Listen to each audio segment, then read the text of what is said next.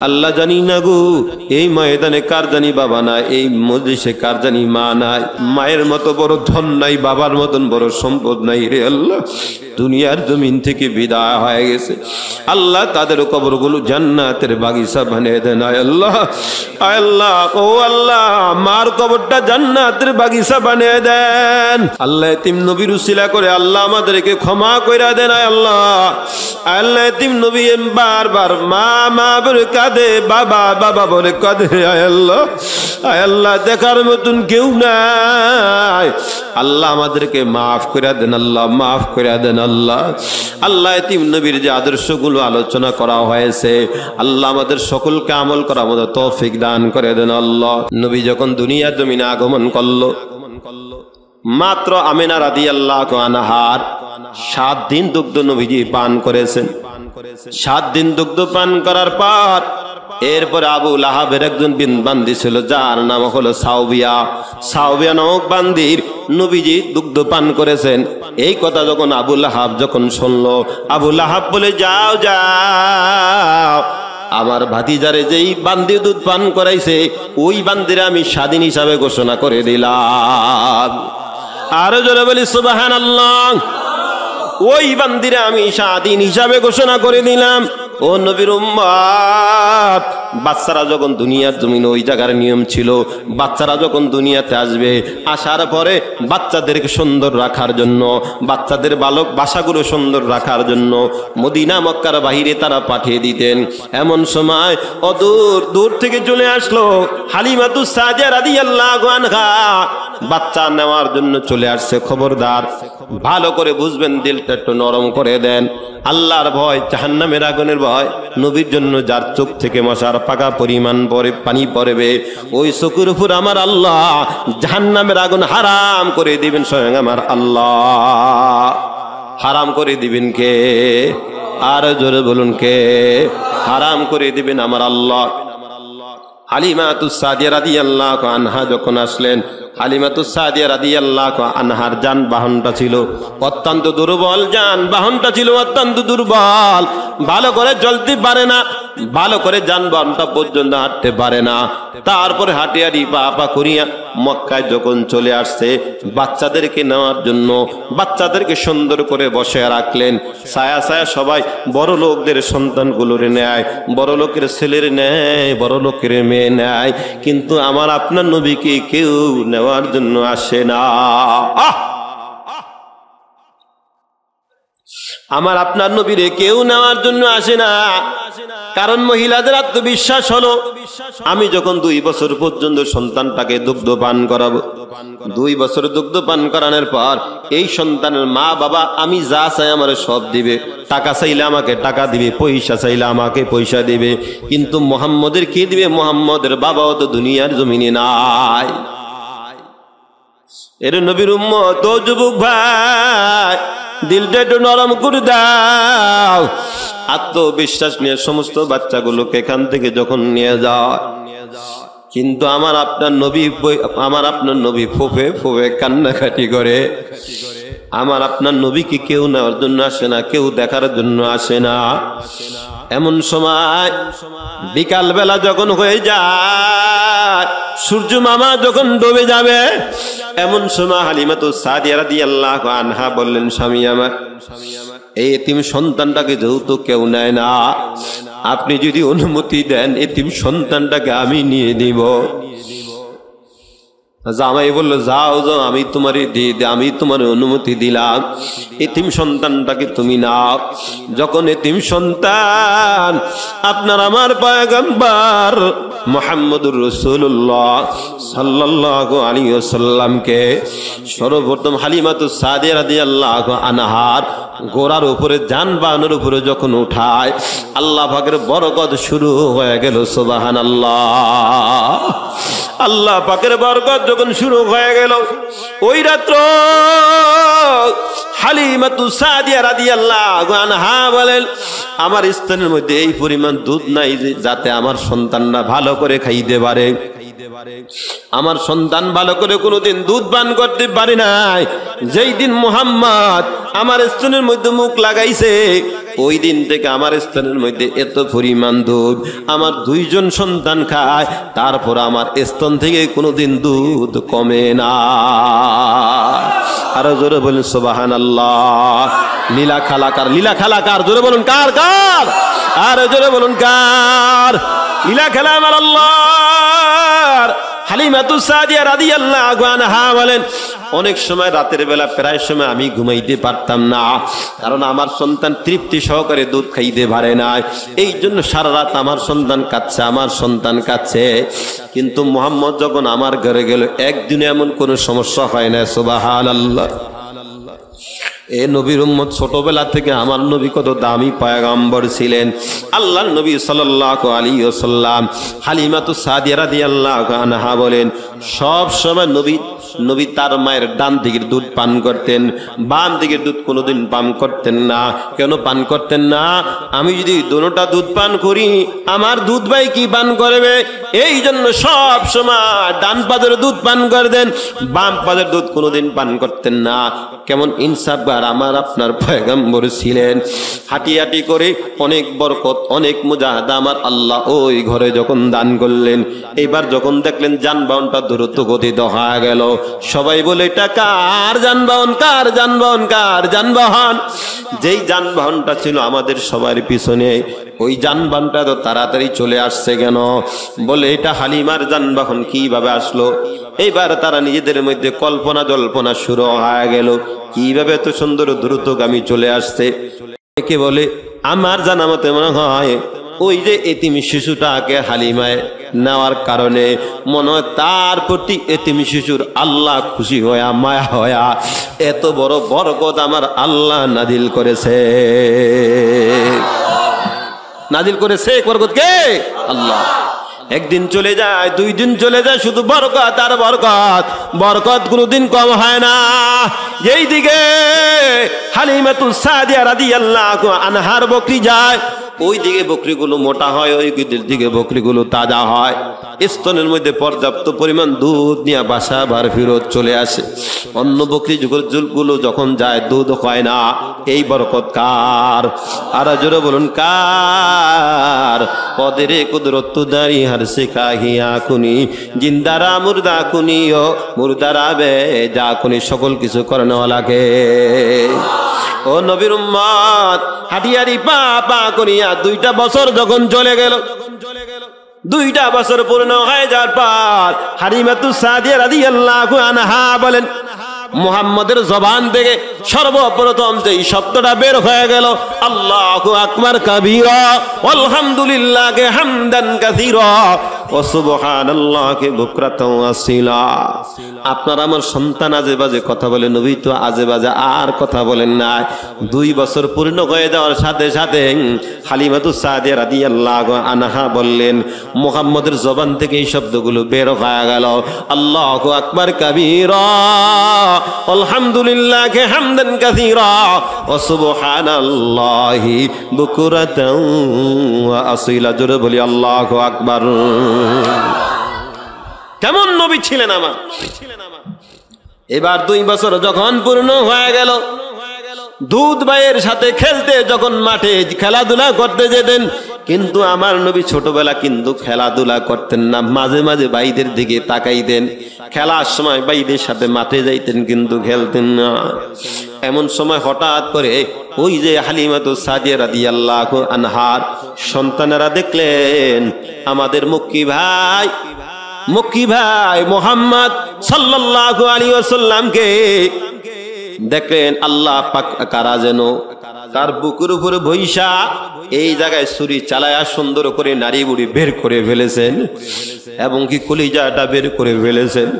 ছোট বাইরে এই দৃশ্য দেখার পর এক মুহূর্তের জন্য আর তারা এখানে বসে থাকতে পারেন না, পাগল পাড়া হয়ে মায়ের কাছে দূর আর বলেন, আম্মা জান আসেন আসেন দেখেন আমার মক্কি ভাইয়ের অবস্থা কিন্তু ভালো না।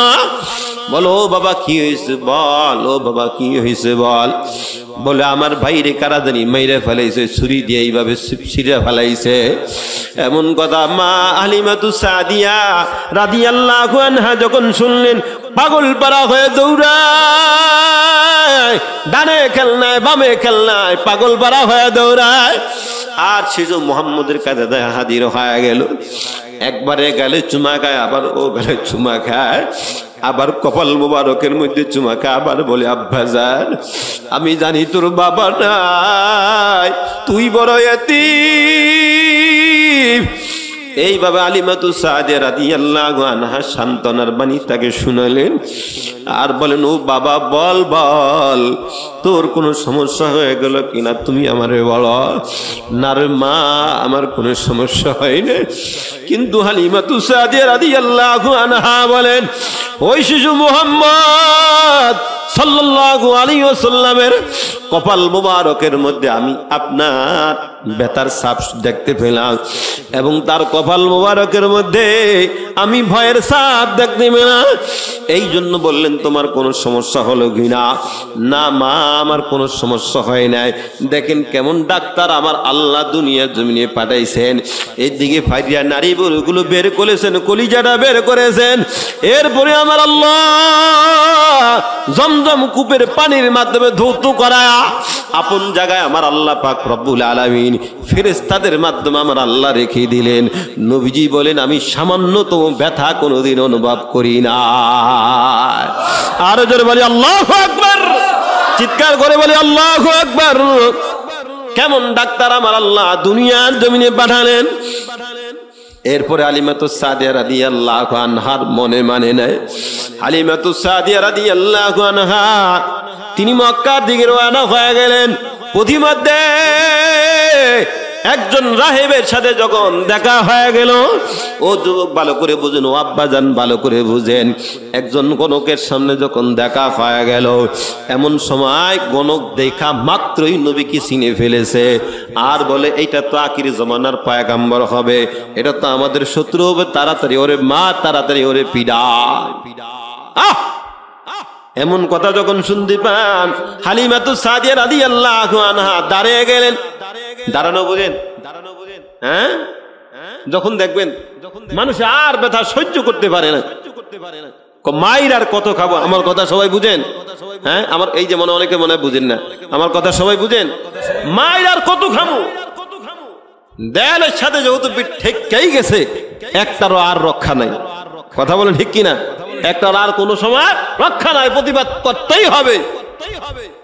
ওই আপনার গণক ছিল নবীর দুশ্মন, ইসলামের দুশ্মন, কোরআনের দুশ্মন, আল্লাহর নবীর দুশ্মন ছিল, যার কারণে ওই গণক রাগান্বিত হয়ে গেছেন, মারার জন্য উপক্রম হয়ে গেল।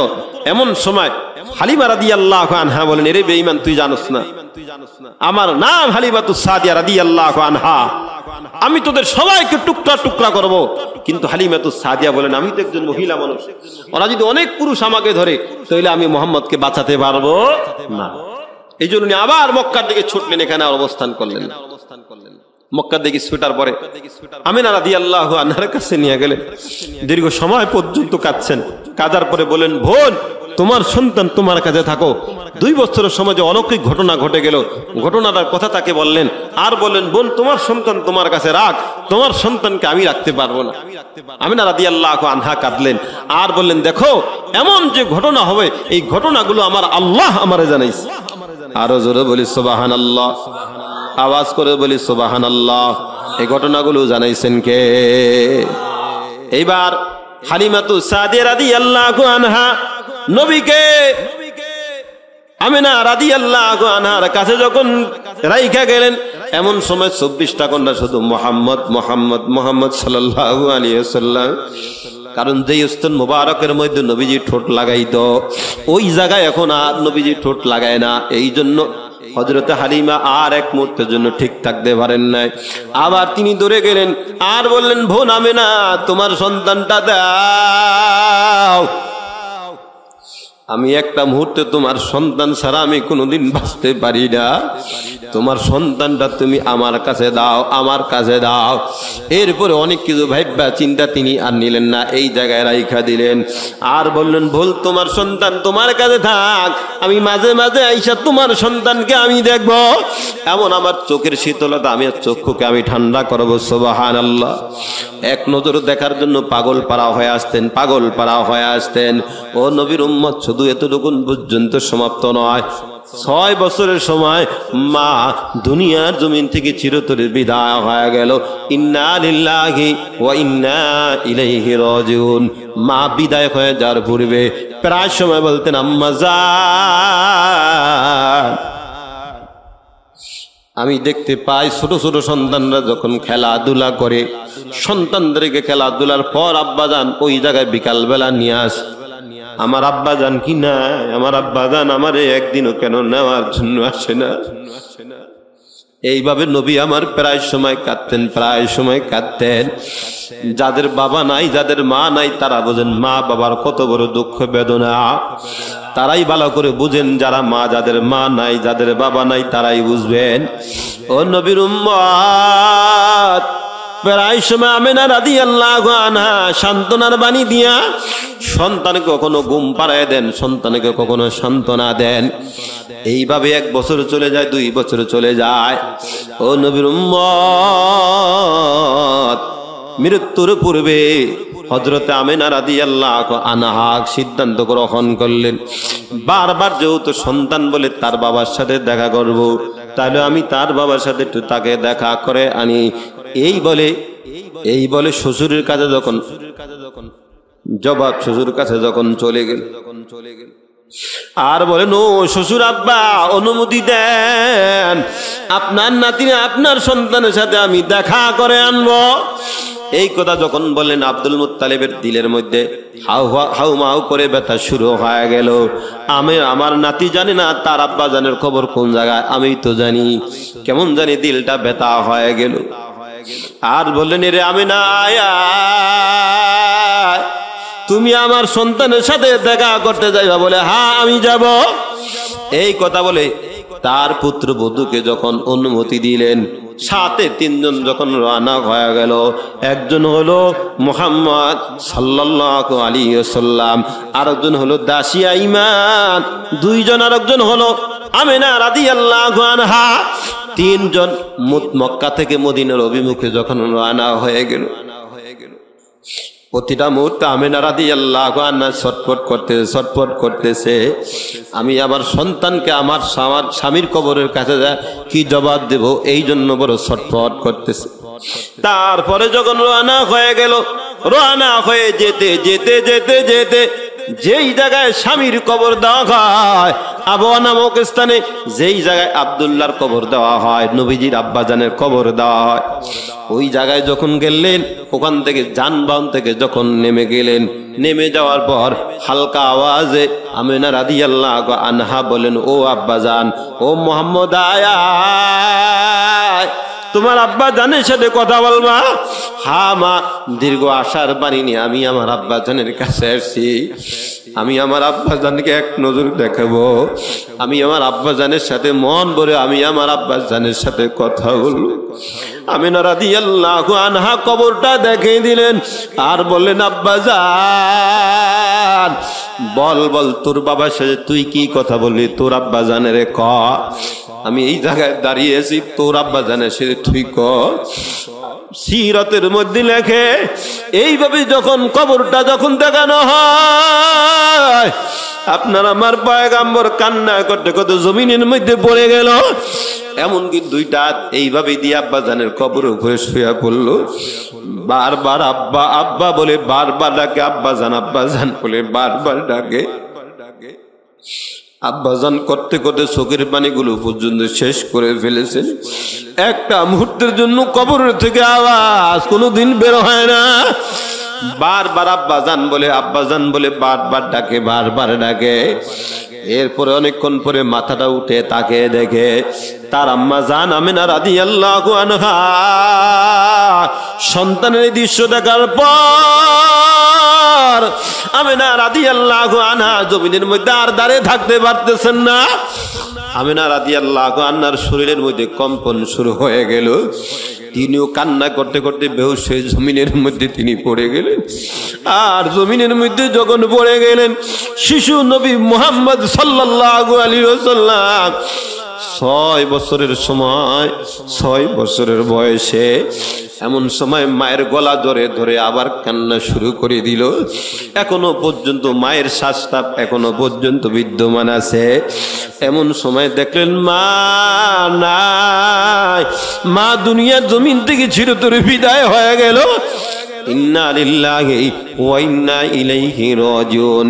মা তো দুনিয়ার জমিন থেকে বিদায় হয়ে গেল। এবার মায়ের গলা ধরে কান্নার আওয়াজ, আর বলে আম্মা জান, কে আমাকে মুহাম্মদ বলে ডাক দিবে? কে আমার মাথার উপর হাতটা বুলিয়ে দিবে? আম্মা জান। এইভাবে বারবার মায়ের গলা ধরে ধরে বারবার কাঁদতেছে, বারবার কাঁদতেছে।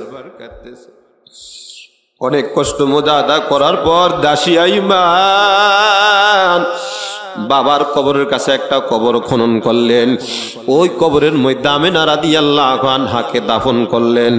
দাফন করার পর নবীকে নিয়ে যখন এরপরে যানবাহনে উঠতে চাইতেছেন, কিন্তু মুহাম্মদ ওখান থেকে এক মুহূর্তের জন্য সরতেছেন না। আবার আব্বা বলে চিল্লায়, আবার মা বলে চিল্লায়। একবার আব্বা বলে ডাক দেয়, আবার মা বলে ডাক দেয়। দুজন তো এই জায়গায় কবরের মধ্যে শোয়া আছে, কেউ কোনো জবাব দেয় না। কিছুক্ষণ আসার পর আবার কে জানি পিছন থেকে ডাক দেয়, বাবা আয় আয়, আমি তোর মা, আমি তোর বাবা, আমাদেরকে রাইখা তুমি কই যাও? শিশু নবী আবার হোঁচটকে জমিনের মধ্যে আবার পড়ে যান। আবার ওঠেন, আবার পড়ে যান, আবার ওঠেন, আবার পড়ে যান। এর যুবক ভাই ও আব্বা জান ও আম্মা জান ভালো করে বুঝবেন। এইভাবে অনেক কষ্ট মুজাহাদা করার পর দাসী আইমান যখন মক্কায় নিয়ে আসলেন, এমন সময় আব্দুল মুত্তালিব হাওমা করে কান্না আরম্ভ করে দিল।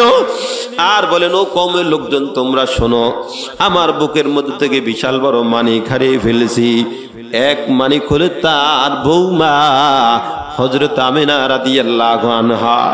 কথাগুলো যখন বলতেছেন, এমন সময় দাসী আইমান আর তার নাতি হাজির হয়ে গেল। আর বলেন, দাদা ভাই, আমি আজ থেকে চিরতরে একা হয়ে গেছি। আমার এতদিন মা ছিল, এখন আমার মাও নাই। মা দুনিয়ার জমিন থেকে বিদায় হয়ে গেছে। বাবাকে আমি আর দেখতে পাই না। এই কথা বলে যখন আর্তনাদ শুরু হয়ে গেল, দাদাও কাঁদে, নাতিও কাঁদে, সান্ত্বনা দেওয়ার মতন কেউ নাই। এমন সময় আব্দুল মুত্তালিব বলেন, ও ভাই,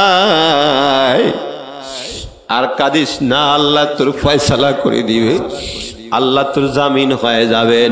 ও নবীর উম্মত, এরপরে কান্না যখন থেমে গেল, হুজুর সাল্লাল্লাহু আলাইহি ওয়াসাল্লাম দাদার কাছে যখন অবস্থান করলেন, দাদা 2 বছর সময় বিদায় হয়ে গেল। এরপরে চাচার কাছে অবস্থান করলেন, চাচা আবার 2 বছরের সময় বিদায় হয়ে গেল। নবী আমার এতিম নবী দুনিয়াতে রয়ে গেলেন। নবীজির কষ্ট দিলের মধ্যে বাত ভাঙ্গা ব্যথা রয়ে গেল। নবীকে দেখার মতন কেউ নাই, একমাত্র কেবলমাত্র নবীকে দেখার মতন আছে দুনিয়া থেকে। আর জোরে বলুন কে? আওয়াজ করে বলুন কে? একমাত্র কেবলমাত্র দেখার মতন একমাত্র আছেন আমার আল্লাহ। এই জন্য আল্লাহ পাক রব্বুল আলামিন জানে দেয়, ওয়ালাল আখিরাতু খায়রুল লাকা মিনাল উলা ওয়ালা সাওফা ইউতিকা রাব্বুকা ফাতারদা। এ নবী আমার, আমি আল্লাহ আপনাকে পর জগতে এত পরিমাণ আমি আল্লাহ আপনাকে দান করব, যার কারণে আপনি আমার উপরে রাজি আর খুশি হয়ে যাবেন। সুবহানাল্লাহ, আওয়াজ করে সুবহানাল্লাহ। এই জন্য ওই নবীর মহব্বত আর ভালোবাসা নিয়া আল্লাহ আপনাকে আমাকে দুনিয়া এবং আখিরাত সাজাতে পারি, সেই তৌফিক দান করুন। সকলে বলুন আমিন। আজ থেকে ওয়াদা করবো 5 ওয়াক্ত নামাজ পড়ব, পারবো কিনা? আরো জোরে বলুন, পারবো কিনা? 2টা হাত উঠে আরো জোরে বলুন আমিন। আরো জোরে বলুন আমিন। আল্লাহ হাত উঠে রাখেন, আল্লাহ হাতগুলো কবুল করে নেন। জোরে বলুন আমিন। আরো জোরে বলুন আমিন। মৃত্যু পর্যন্ত ঈমান এবং ইসলামের উপর চলার মতো তৌফিক দান করে দেন, সকলে বলুন আমিন। সম্মানিত হাজিরিন, নবীর জীবনী এমন একটা জিনিস, কাফেরও যদি শুনে কাফের দিলটা মোমের মতন নরম করে দেন কে? আরে জোরে বলেন, কে নরম করে দেন? আল্লাহ নরম করে দেন। নবীর জীবদ্দশায় কখনো নবীজির কি আলোচনা আজকে পেলাম, জীবদ্দশায় নবীজি কখনো নামাজ বাদ দেয় না, নামাজ পড়ে গেলে। তাহলে আমি আজ কি পেলাম? নামাজ পড়তে হবে। নবীজি মাসে কমসে কম 3টা রোজা রাখতেন। আমি কি রাখবো? আর সবাই বলেন আমি কি রাখবো? আর সবাই বলেন আমি কি রাখবো? 3টা মাসে রোজা রাখবো ইনশাআল্লাহ। নবীর জীবদ্দশায় কখনো মানুষের মাথায় আঘাত দেন না। তাহলে আমি আজ আলোচনা থেকে বুঝলাম, আমি মানুষের মাথায় কখনো আঘাত, কথা বলেন না কেন, কখনো মাথায় আঘাত দিব না। রাজি আছেন ইনশাআল্লাহ? নবীর জীবদ্দশায় কখনো আইল ঠেলে জমিন বাড়ায় কখনো খান না, আমিও খাবো না। রাজি আছেন? আচ্ছা, আরো কিছু প্রতিশ্রুতি। নবীর জীবদ্দশায় কখনো মানুষের সাথে খারাপ আচরণ করেন না, আমিও খারাপ আচরণ করব না। নবী সব সময় আগে সালাম দিয়েছেন, আমিও সবাইকে আগে সালাম দেব ইনশাআল্লাহ। আসসালামু আলাইকুম ওয়া রাহমাতুল্লাহ, আসসালামু আলাইকুম ওয়া রাহমাতুল্লাহ। পারবো তো ইনশাআল্লাহ? কি বলেন, পারবো তো ইনশাআল্লাহ? হ্যাঁ, এই ছোট ছোট ছেলেরা তোমরা পারবা? সালাম দিতে পারবা? কিভাবে সালাম দিবা কও, তোমরা কও। আরে সোনামণিরা তোমরা বলো কিভাবে সালাম দিবা, বলো। আসসালামু আলাইকুম ওয়া রাহমাতুল্লাহ। কি বলেন? আসসালামু আলাইকুম। হ্যাঁ সোনামণিরা আবার বলো, সালাম দাও, সালাম দাও। আসসালামু আলাইকুম ওয়া রাহমাতুল্লাহ। পারবো না ইনশাআল্লাহ? হ্যাঁ, নবীজি বলেন কোন ঘরের মধ্যে যখন অশান্তি হয়, ঘর থেকে ঢুকতে সালাম, বের হইতে সালাম, ওই ঘরের মধ্যে বরকত আর বরকত হবে, কোনোদিন বরকত কম হবে না ইনশাআল্লাহ। আরে জোরে বলেন ইনশাআল্লাহ। নবীজির একটা আদর্শের কথা বলে আজ এখানে সমাপ্ত করব, আর যাব না। রাজি আছেন ইনশাআল্লাহ? আর বেশি আলোচনা করব না। একটা নবীজির জীবন, নবীজি কেমন ছিলেন। সম্মানিত হাজিরিন, ওমা আরসালনাকা ইল্লা রাহমাতাল লিল আলামিন, এই কথার এইটার আলোচনা করলে সারা রাত করা যাবে। একটা শুধু উদাহরণ দিব, এরপরে মুনাজাত দিয়ে দেবে ইনশাআল্লাহ। নবীজি একজন বুড়িমা, আমরা বইয়ের মধ্যে অনেক সময় পেয়ে গেলাম, একজন বুড়িমা নবীর ভয়ে, আব্দুল্লাহর বেটা মুহাম্মদের ভয়ে এলাকায় আর থাকবেন না, এখান থেকে বিদায় হয়ে যাবে। ভালো করে বুঝেন, এখান থেকে বিদায় হয়ে যাবে। এই জন্য পুটলি মুটলি সব গুছায়া এখান থেকে বিদায় হয়ে যাবে, এই জায়গা আর থাকবেন না। এবং কি নবীজির মাঝে মাঝে নবীজির কাটা দিত, রাস্তায় কাটা দিত। কেন? নবীজির যাতে কষ্ট হয় এই জন্য কাটা দিতেন। তো নবীজি কাটাগুলো সরায়া নবীজি রাস্তা ওপরে চলে যেত। হঠাৎ করে নবীজি যখন একদিন দেখতে পেলেন কাটা নাই, রাস্তার মধ্যে কাটা নাই। আজ আমরা মানুষের মাথায় বাড়ি দেই, মানুষের জমিন ঠেলে খায়, অন্যায় মানুষের আঘাত করি, মানুষের গালমন্দ করি, মানুষের কত কিছু করি, অথচ আমি দাবি করি নবীর উম্মত। ঠিক কিনা বলুন? দাবি করি নবীর উম্মত। একদিন যখন কাটা পেলেন না, একদিন কাটা না পাওয়ার পর হুজুর সাল্লাল্লাহু আলাইহি ওয়াসাল্লাম অনুসন্ধান করতে গেলেন কোথায় সেই বুড়িমারে পাওয়া যায়, কোথায় সেই বুড়িমারে পাওয়া যায়। ওই বুড়িমার ছেলেরা কোনো খোঁজ খবর নেয় না, মেয়েরা কোনো খোঁজ খবর নেয় না। এমন সময় বুড়িমায় পড়ে আছে, জ্বরের তাপমাত্রা আরো বেড়ে গেল। এমনকি মৃত্যুর সাথে যখন পাঞ্জা লড়তেছে, আর এই দৃশ্য দেখার পর আপনার আমার পয়গম্বর হাজির, নবী মুহাম্মদুর রাসূলুল্লাহ সাল্লাল্লাহু আলাইহি ওয়াসাল্লাম হাজির হয়ে গেল।